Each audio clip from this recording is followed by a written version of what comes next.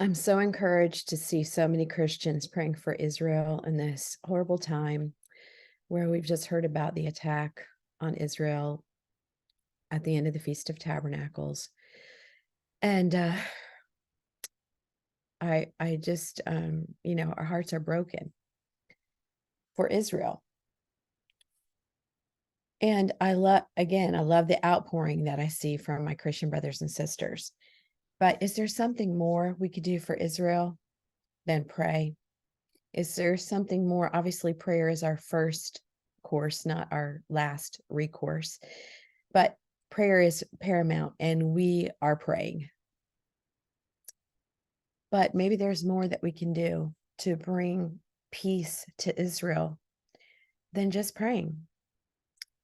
And I want to explore that with you a little bit here. So I have to tell you the story of I was on Periscope a few years ago, which was an app that was available on our phones back then. And I followed this Jewish rabbi that I absolutely adored. I loved the content that he produced on Periscope. He would take us around to different historical sites in Israel, places that I normally would never, or you or I would never get to go. He lived in Tel Aviv, and he would give historical context and rabbinical context to many biblical sites. And he had thousands and thousands of followers on Periscope. So one day I'm watching during the Feast of Tabernacles, and I had been watching him as he was preparing his Sukkah, which is the booth. It's the Feast of Booths, the booth that he was staying in and preparing for his family. And he was referring to the Messianic part of the Feast of Tabernacles, where every feast that the Jews celebrate is centered around Messiah.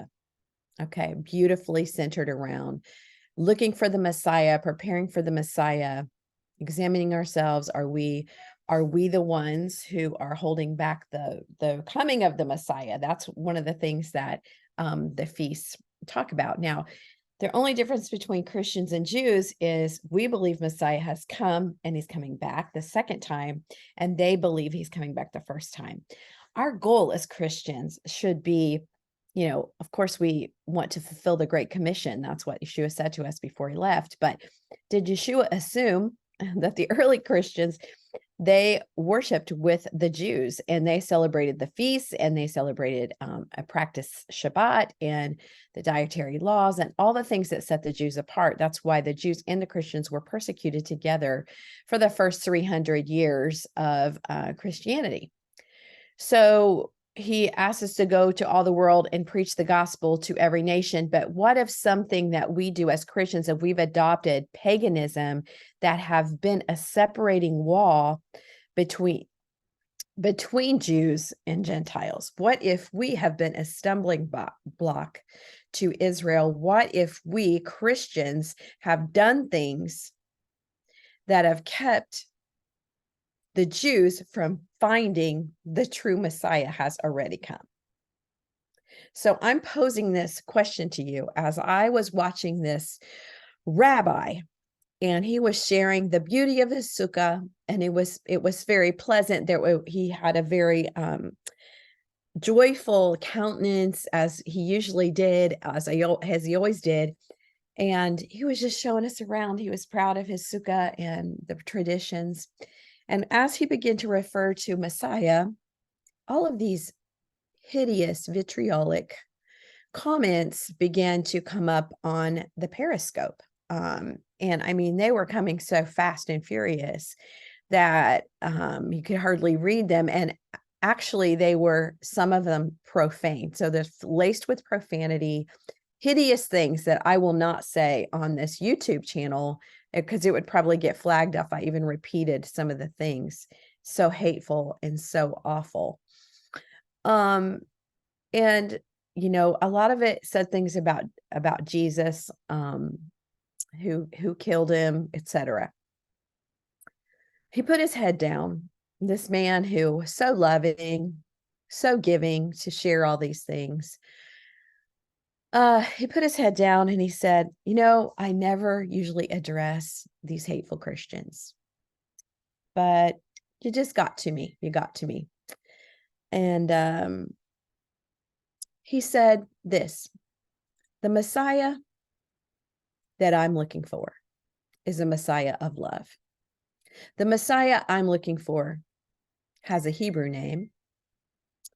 The Messiah I'm looking for celebrates these feasts because these feasts are all about him, and they are statutes that are written in stone forever. And the Messiah I'm looking for will not be a pagan. He will not have a pagan name, and his followers will be full of love. And then he clicked it off. Well, as a Christian who had been and is still seeking the truth of the Bible and biblical ways to live my life, seeking after holiness, that set apart life that the Lord has called us to, this shook me to my core. It shook me, and it made me ashamed of the people who were saying the awful things, broke my heart for Israel, and it made me see my practice of Christianity in a light that I had never seen it before. It made me look at myself and the culture that I was raised in. Now, the circle that I that I practice Christianity in for as long as I can remember has embraced the Jews. My father loved Judaism. He loved Israel, and he raised us to love Israel. And as a matter of fact, the first Jew I really ever met as a young adult, when I was about 18, I had a job, and the company that I worked for was owned by Jews. I didn't know that at the time, a huge company. And a Jewish girl who was a friend of the owner, because the owner lived in Columbus, came to work for me. And she assumed I was Jewish, and she started saying some words that I'd never heard before concerning feasts, probably Rosh Hashanah or something. How are you celebrating? What are you doing for the holidays? And I misunderstood her, and she realized, oh, you're not Jewish. And she's like, oh, I thought you were Jewish. She goes, our boss told me that you are. And I said, oh, no, I'm not. And I said, oh my gosh, I've never met someone my age who's Jewish. Could we sit down and like talk about Judaism? And she just kind of looked at me like, whatever. And, she's a teenager. So we go and have a coffee or whatever, and we sit down in the food court. And I said, I just think it's the coolest thing ever that you're a Jew and you have the blessings of Abraham. I'm sitting here telling her all these things I know about the Bible and about Judaism. And she's like sitting there with her mouth open. And she's like, I have never had one person in my life that wasn't Jewish say something to me like, it must be so cool to be Jewish. She's like, I'm blown away. I'm blown away right now. I thought like Christians hated Jews. So anyway, just saying that the circle of people I worship with don't hate Jews and would never say the things that were said to that rabbi on that Periscope. But yet, are we participating in doing things that are hurtful to God's chosen people? So I want to share with you some of the things that, that the Lord just convicted me of right there. And listen, I'm not trying to put my convictions on you. This is my journey. This is my truth that I found in the Word of God through searching, researching, unlearning, and learning. And I know many people are on this path. It doesn't matter where you are on the path. Some people are way ahead of me. I feel like I'm in kindergarten with this walk. And then some people are just dipping their toe in the water of, feeling like there's some pagan things that they need to personally abandon in order to have a closer walk with this Jewish Torah observant rabbi named Yeshua, who is our Messiah. So are we brave enough to kill our sacred cows? That's what I'm going to ask you some questions here. Are we brave enough? Are we brave enough to abandon the pagan roots of Christianity? I have a whole other YouTube video on it, why I abandoned the pagan roots of Christianity. Are we willing to live a sanctified, set apart life? We've always thought as Christians that just means to start like going to church on Sunday or something. But sanctification and being set apart, there's a day set apart that's sanctified and holy that we don't observe. It's in the fourth commandment. So there's many things that we could do that God has asked me to do. And I'm just going to talk about my story. So let me just tell you a little bit about the history of a Jew that I've learned. As one of the things I discovered is the first thing that a Jewish mother does when her baby is born is whispers the Shema, in Deuteronomy, the Shema in his ear. Hear, O Israel, the Lord our God is one God. And Jews are very adamant about there's one God and that they don't worship other gods. And they have a very strict observance of worship unto God that we as Christians don't really follow to the letter as they do. Okay. So this is what Paul, who was also a Torah observant rabbi who worshiped in a synagogue, Paul, who is the writer of most of the New Testament, he said this to the Thessalonian church. So then, brothers and sisters, stand firm and hold tightly to the traditions which you were taught, whether by word of mouth or by letter from us. So what he was talking about is the Judaism, that root of Christian, Yeshua did not come to start a new religion. He came to fulfill the teaching and instruction of his Father. So he was saying that the traditions of Shabbat, the traditions that are in the Bible, right? This first part of the Bible that many of Christians just throw away as irrelevant. So he was saying to the Thessalonians to hold tightly to the traditions, because there are traditions in this word that are for all of us. Okay. Now, one of the things that Jews are very clear about, and we are not so clear about, is paganism and idolatry. So what if holiness included abstaining from paganism? And what if holiness included abstaining from mixture of the pagan and the Christian? So I want to just read a couple scriptures to you. Mark 7:7 says, "And in vain they worship me, teaching as doctrines the commandments of men." Now let me note that Yeshua himself was talking to the Pharisees right here. He said, having left behind the commandments of God, you hold on to the traditions of men. And look at us we don't even observe the fourth commandment. We don't, because we have traditions of men where religion changed our Sabbath from Friday to Saturday, Friday to sundown, Saturday sundown. And I have a whole video on this, on the beauty of the biblical Sabbath. But we changed it to Sunday. Why?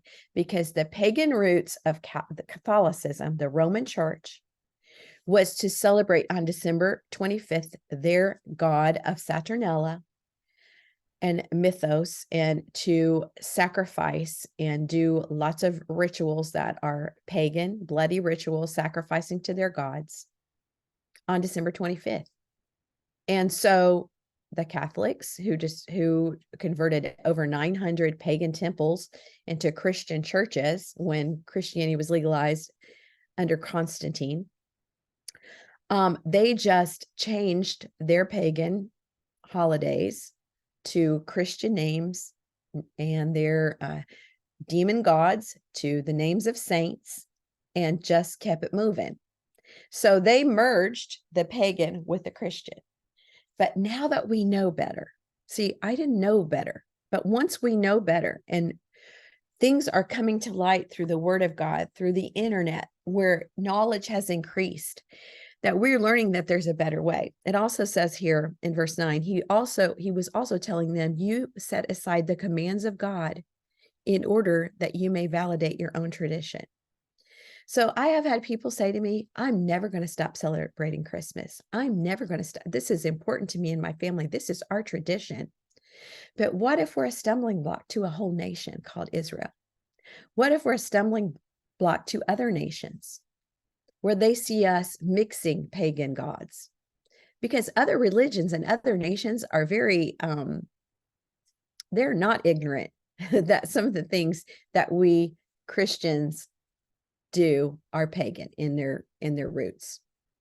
I want to tell you this other version here in Mark 7, 6-7. Let's look at this. This is Yeshua himself saying this.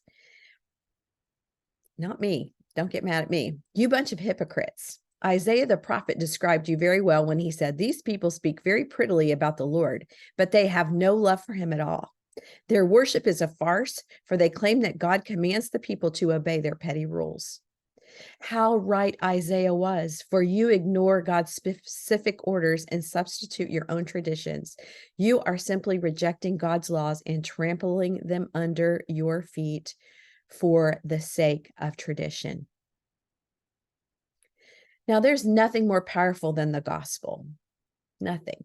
The gospel is the good news. And let me just give you a little Roman, something good that came from the Romans, this word gospel.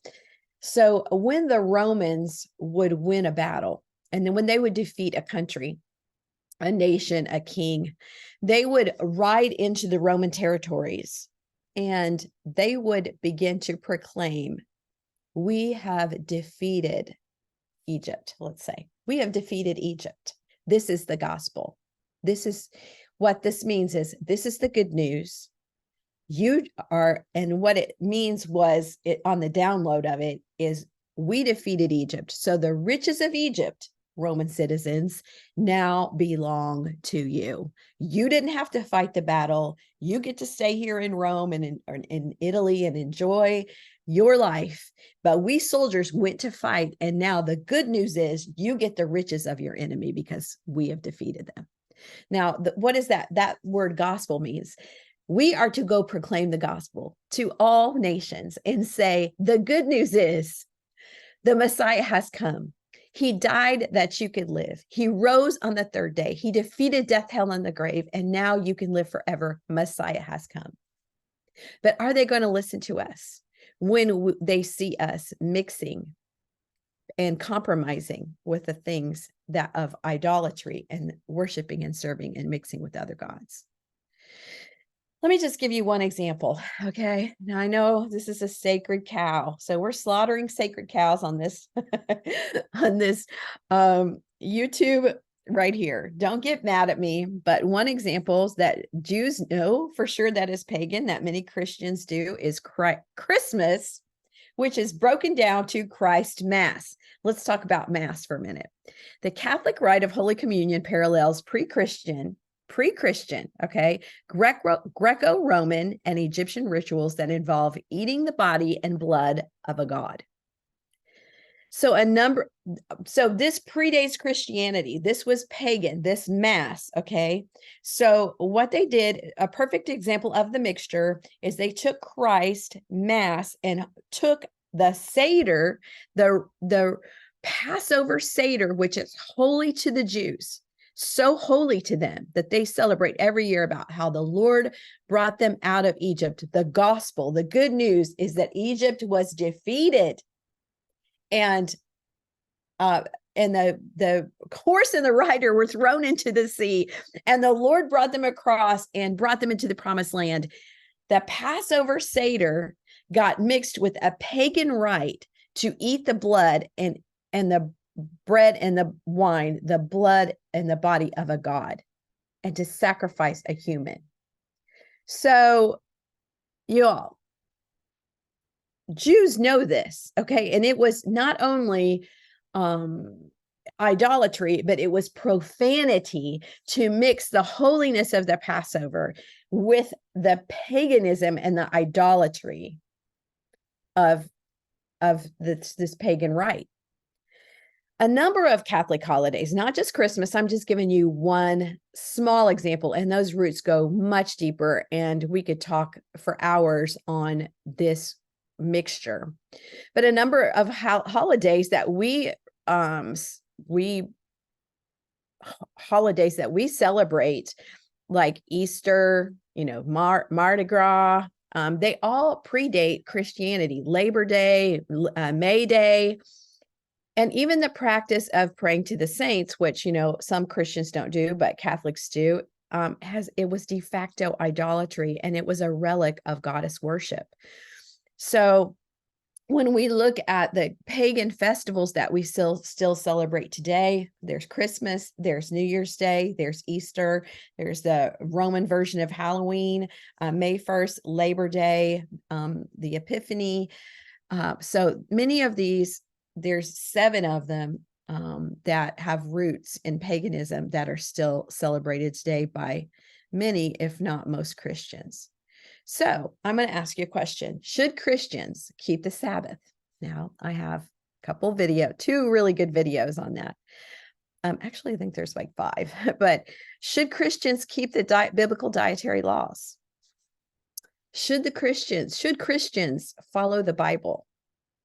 Should Christians celebrate the feasts, the fasts, and the festivals that the Jews were mandated by God to be celebrated forever? And when we do not do these things, could it be that we are a stumbling block for the entire nation of Israel and others? So I want to ask you a question here. Whose eyes are blinded? Many of us know that there's like blinders on the eyes. There's a scripture that talks about there's blinders of the eyes where the Jews can't see that the Messiah has already come. But are there blinders of pride on our eyes as well? Listen to what Paul said, a Torah observant Jewish rabbi, again, in Ephesians chapter 2, 14. For he himself, talking about Yeshua, is our peace and our bond of unity. He who made both groups, Jews and Gentiles, into one body and broke down the barrier, the dividing wall of spiritual antagonism between us. Now, I'm seeing a dividing wall. We're talking a lot about borders and dividing walls. There's a dividing wall yet between Jews and Christians, but thank God, let's tear the wall down. Verse 15 says, by abolishing in his own crucified flesh the hostility caused by the law with its commandments contained in ordinances which he satisfied. So he fulfilled the teaching and instruction. He fulfilled the old covenant. That doesn't mean it's over. That means it's just begun. Okay. So that he himself, he might make the 2 into one new man. Therefore, establishing peace. So, we're talking about, Lord, bring peace to Jerusalem, bring peace to Israel. But what if we're a part of the problem? What if we are a part of that dividing wall? What if we are a stumbling block that the Jewish people cannot find their Messiah because of the way that we Christians have misrepresented our Jewish Torah observant rabbi of a Messiah? And it goes on to say in verse 16 that he might reconcile them both, Jew and Gentile, united in one body to God through the cross, thereby putting to death the hostility. See, we need to be praying for Israel, and we need to be praying for the Jews and the attack that's on them right now. But we also need to be praying for ourselves that we would fulfill Yeshua's dream of the one new man. The one new man. He came, he died, he was resurrected. He came as a Jew. He could have come as a Greek. He could have come as anything, but he came as a Jew, God's chosen people, to reconcile the Jews and the Gentiles to be one. So what in our practice of our daily life and our yearly calendar are we doing to continue to build that wall of separation between Jew and Gentile? What if the nation saw we Christians that love the Lord with all our heart, soul, mind, and strength, and are going after him with all our hearts? What if they saw us worshiping this Jewish Torah observant rabbi, Yeshua, in the way that he meant for us to, that the early church in the book of Acts did, and the church did for at least 325 years before the laws were changed, the laws that are the spirit of the Antichrist that changed the times and the seasons to wear out the saints? What if we walked in the truth that we could, how would this change the world if Jews and Gentiles were truly one? What if more requires more? We want more of God, so many of us. I mean, that's my life. I want more of him. But what if the more that he's asking of me requires more from me? To lay down traditions, to go against the culture, to go against my family traditions, to go against things that I've loved, like Christmas and Easter and things like that, that I always thought were centered around him. But then when I learned they weren't, I can no longer with good conscience celebrate them the same way. So I'm not here to condemn or convict anyone, because 5 minutes ago, just a few years ago, I didn't know better. But it took me a long time on this windy road to find the path to the truth. So I'm just sharing my truth so that it might help you to find the path quicker. Again, all of us are on a different place in the path. All of us, right? Some of us are further ahead and some of us are behind, and some of us, but wherever we are, if we're seeking truth, we will find it. He who hungers and thirsts after righteousness shall be filled. And this has been a journey to me to find righteousness. My life verse was Matthew 6:33. Seek ye first the kingdom of God and his righteousness, and all these things will be added unto you. And as I've sought him first and his righteousness, how to be in right standing with him. See, I want to imitate Christ. I want to be an imitator of Christ. Paul said, imitate me as I imitate Christ. Paul, a Torah observant Jewish rabbi, said, imitate me as I imitate Christ. I need to imitate my Christ, my Messiah. So I want to just leave you with this last prayer as we pray for Israel. And this is a prayer that Yeshua prayed that was never answered. Not yet. But let us be a part of the answer to the prayer that Yeshua had. John 17:20 says, I pray not on behalf of these only, but also for those who believe in me through their message, that they all may be one, that one new man. Just as you, Father, are in me and I am in you, so also may they be one in us, so that the world may believe that you sent me. The glory that you have given to me, I have given to them. The gospel. That they may be one just as we are one. In them, I in them, and you and me, that they may be perfected in unity, so that the world may know that you sent me and loved them as you loved me. It goes on to say, Father, this is Yeshua praying. I also want those who have given me to be with me where I am, so that they may see my glory, the glory you gave me.